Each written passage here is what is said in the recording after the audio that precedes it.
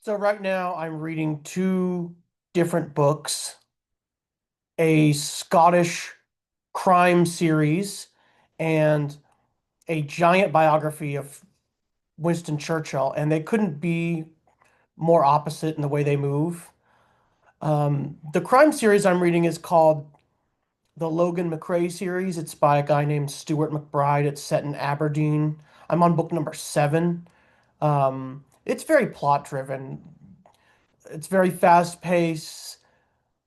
The scenes move in and out. Sometimes we get characters that are good, sometimes we get characters that are bad, focusing on the antics of a police sergeant, Detective Sergeant Logan McRae, who works for the police there in Aberdeen.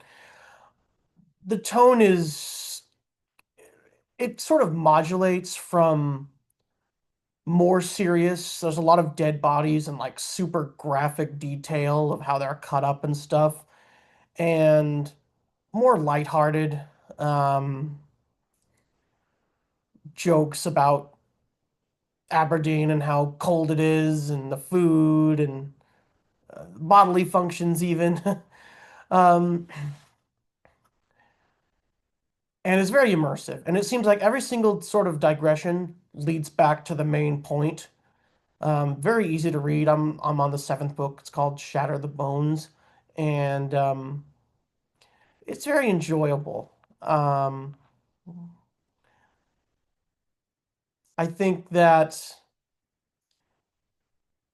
it is immersive in the way that it paints characters and their foibles and place and time. It starts at about the mid 2000s in Aberdeen and sort of branches outward. The women characters are really great. Jackie Watson and like Detective Inspector Steele, who is Logan's um, immediate boss in a lot of the novels, and they work together on a lot of the cases that Logan gets handed. Um, and it gives you a nice portrait into what it's like to be a police officer or police sergeant in Scotland, the cock-ups, the mess-ups, the victories. Um, and it's very realistic.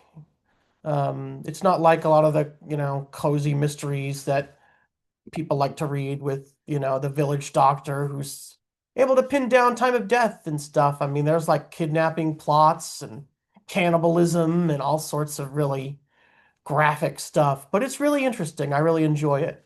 I'm gonna keep reading it. The next book that I'm reading is the Last Lion trilogy by William Manchester. It's a biography of Winston Churchill, and it's a lot different. Um, it's a trilogy, like I said, and they are like really huge. Each book is like 900 plus pages, and it's so immersive and detailed, and yet it doesn't feel slow. It doesn't feel stilted. I remember reading William Shearer's The Rise and Fall of the Third Reich, and it was so dry and overly analytical, and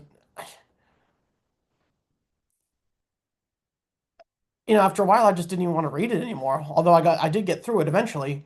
Um, Whereas William Manchester, I mean, he paints an extensive picture of Churchill. I mean, for God's sake, the book starts with an overview of his family tree going back generations.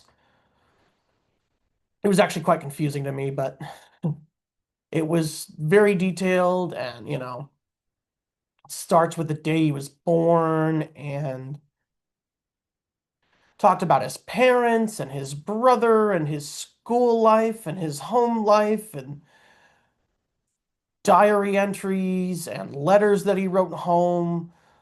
His nurse, um, who is actually like the primary caregiver.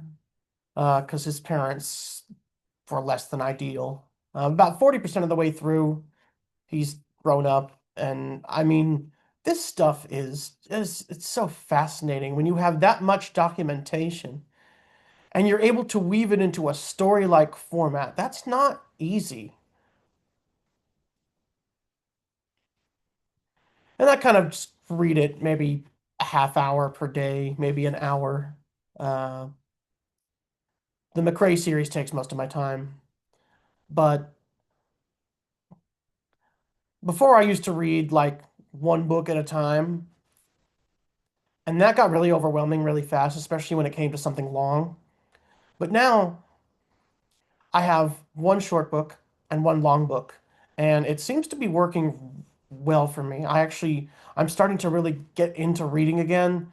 It's been a long time since I've been able to like actually consistently read book after book after book, and I'm really happy. And these are two contrasting books, but I think they set a good pace for anybody who wants to read and continue learning, build their knowledge base and vocabulary. So yeah, that's what I'm reading now, and I hope you enjoyed this. I'll be continuing to update you all as I continue reading.